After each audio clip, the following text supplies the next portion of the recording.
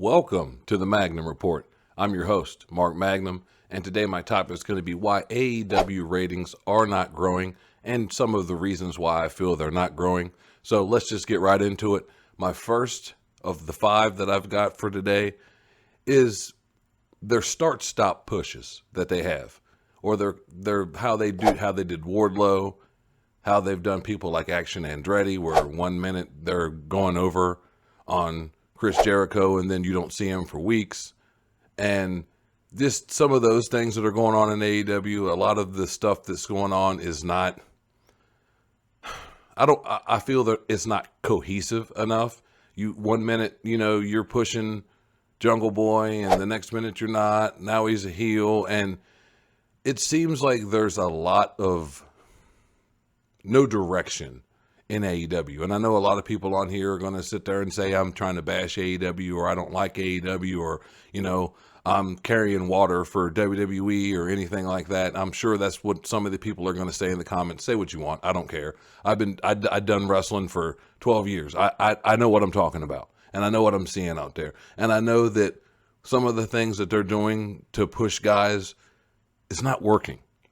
I mean, you had a point where Wardlow was so over. And after he beat MJF, now what's he doing? Exactly. Nothing. And it's meaningless stuff. And it's stuff that I feel is not beneficial at all to any of the guys involved. I mean, you've got some of these veterans like Chris Jericho where, yes, he did put Action Andretti over. And that's great. And it would have worked if they would have kept using him more. And it's just a shame that with the opportunity that this company has, they've had 4 years now, and it seems like Tony Khan still hasn't figured out the book, and I don't think he's reaching out enough to try to get better knowledge of that. I think he thinks he knows what he's doing, and to a certain extent, yes, he does know what he's doing enough to be able to keep the business model going. But when you get to that point where, okay, we've gotten to a certain points ratings-wise. We've hit that million mark. They've hit it several times. But now they're in that 700 and some odd thousand to 800 and some odd thousand a week on average, and that dips and drops and goes up and down each week. But they really don't consistently go over 1 million viewers since the beginning of the show. Yeah, sometimes they hotshot book a show and they get decent ratings, or they've got a name on there, or a Tyson or a Shaq or something on there that pops a good rating. Great. But consistently, week to week, because I know if we're going to sit there, and I know there's going to be people bashing me about what I'm saying about AEW, on the flip side of that, when WWE's ratings were down, and they were still over 1 million, people were bashing them for that. Granted, they were at a whole higher level when they were in the Attitude Era, when they had over 8 million people watching. But in the years that have gone by, they've lost viewers, and lost viewers, and lost viewers, and lost viewers. And for years, people have given WWE crap, as they should, for losing viewers, for losing that interest. And with AEW, they've plateaued. They've hit a certain level, and they can't go past that. And why? What's the reasoning for that? Why is it that they can't seem to be able to go past and consistently hit that 1 million mark? They start off sometimes hot, where they've got 900,000 to start. But as the show goes on, hour in, a half hour in, 40 minutes in, 50 minutes in, an hour and a half in, they've lost viewers on both shows, on all 3 shows, I guess, if you want to still consider Rampage something worth watching. But the 2 main shows that they have, Collision and Dynamite, I mean, that obviously Collision's never pulled over 1 million yet. And I guess the jury's going to be still out on that one. But when it comes to Dynamite, they have pulled over 1 million multiple times. And now it seems like they cannot get over that hump. And another reason I feel like what they're doing is not working, and why the ratings aren't getting any better, is the women's division. It's terrible. I mean, and this is not something that's so, revolutionary what I'm saying. Everybody's saying this. Everybody's talking about how bad their women's division is. And that's saying something when you watch the other show, and the women's division in WWE is not that great either. They've got great talent, just like AEW has great talent.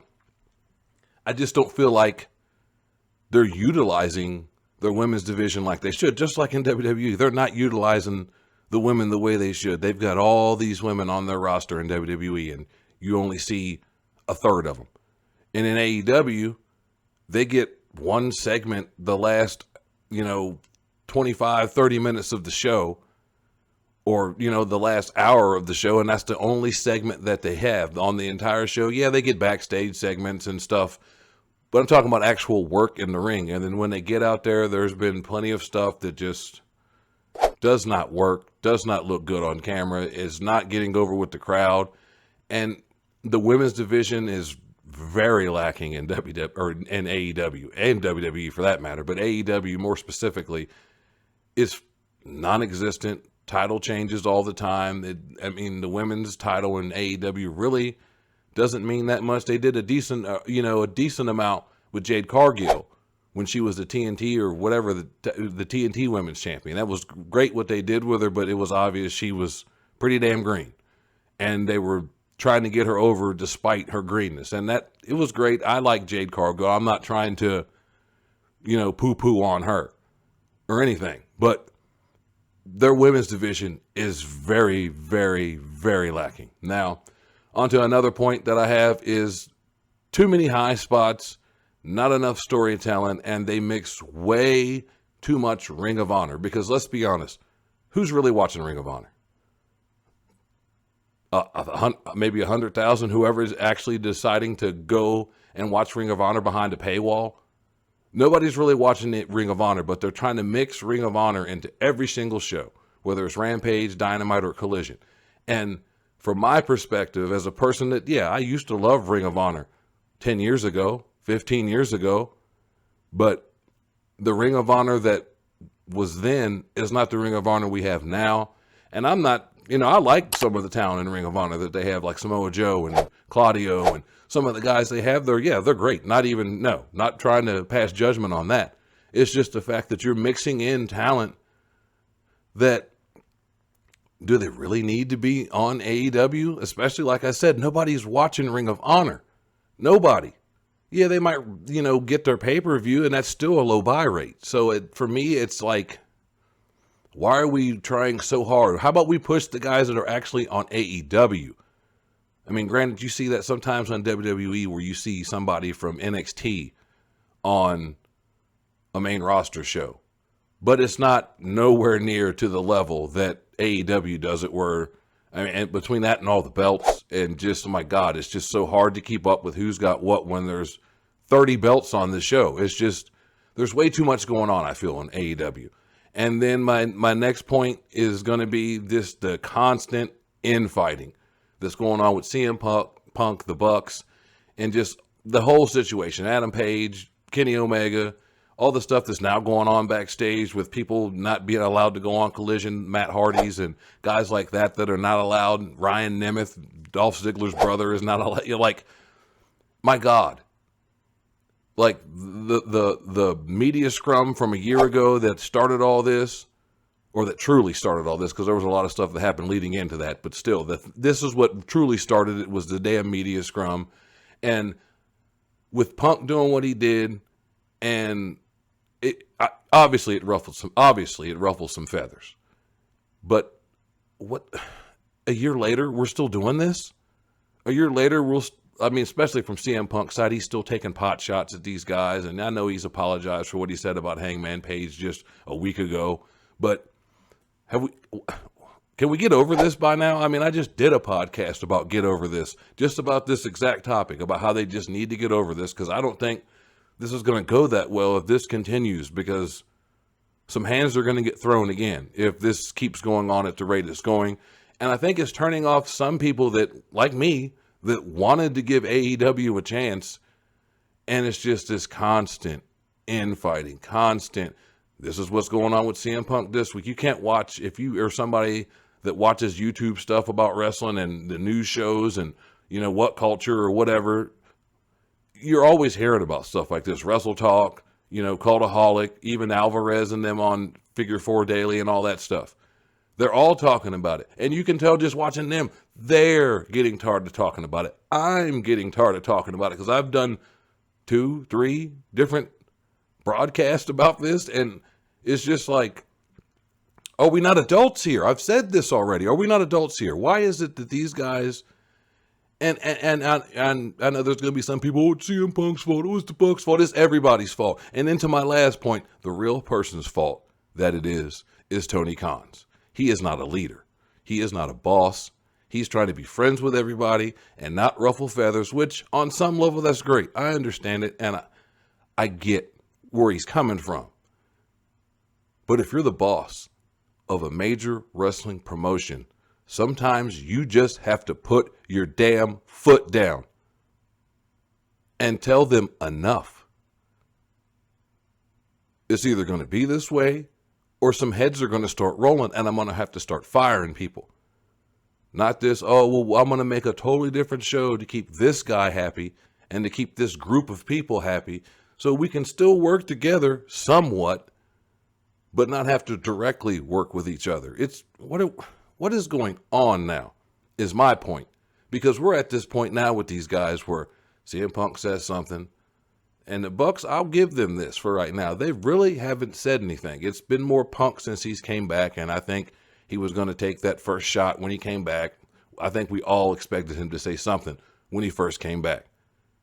And there's people clamoring out there for a possible, Young Bucks and Kenny Omega versus CM Punk and FTR. Give up on that. Give up on that. Because one, I don't think the Bucks are willing to work with CM Punk. Kenny Omega, maybe. Even Adam Page, maybe. But I see CM Punk willing to work with him. And obviously with FTR working with them at, this big pay-per-view All-In over in London, they're obviously willing to work with FTR at least. But I don't see that match ever happening. If it does, great, because I know it's going to draw money, and that's the whole point. If you were going to bring Punk back, you should have brought him back willing to do business. And for everybody involved to be willing to do business. Not come back and everybody still got sour grapes and everybody still feels a certain type of way, or everybody still got an attitude. If you know he's coming back, you're going to have to either get on board, shut up, and move on. Like, you're going to have to do something. Not keep complaining, because I was, at some point, I was on Punk's side. In the regards of he was frustrated, this and that. The Bucks shouldn't have done what they did at being executives, busting in, all that. But now it's to the point where it's like, the Bucks are somewhat quiet about this now. And it's now more on Punk, and it's, like I said, more so on Tony Khan, because he's not being a boss and telling people, hey, this is how it's going to be. You're either going to shut up, or I'm going to have to start firing people. Now, whether that means that CM Punk's got something on Tony Khan to where maybe Tony Khan's afraid that CM Punk can sue him for his executives attacking him, because all Punk did was say some words. It got physical when the Bucks went into his locker room. So there's that. So I don't know if it may be Tony Khan's afraid of litigation to where he feels like he has to acquiesce to what CM Punk wants. Because now it's just getting out of control. It's out of hand. And I'm just waiting for another news story to come across where these guys have went to war again. Or somebody's getting fired, or whatever the case may be. I don't know. But like I was going to say, comment in the comments about what you guys think. Is this just to the point where it's getting out of control? Kind of like my lights are right behind me. They're starting to get out of control. But give me what you guys think. Like I said, comment in the comments. And before I get off here, please make sure you subscribe to my other channel, the Mark and the Fan Wrestling Podcast, where me and my boy, the Cisco Kid, we talk about all things wrestling from back in the day to present day. We talk about it all. So make sure you check out that, and please subscribe, and also subscribe to this channel as well. Trying to get to over 1,000 subscribers before the end of this year. So help a brother out and hit that subscribe button. But anyway, this was the Magnum Report. Thank you for watching.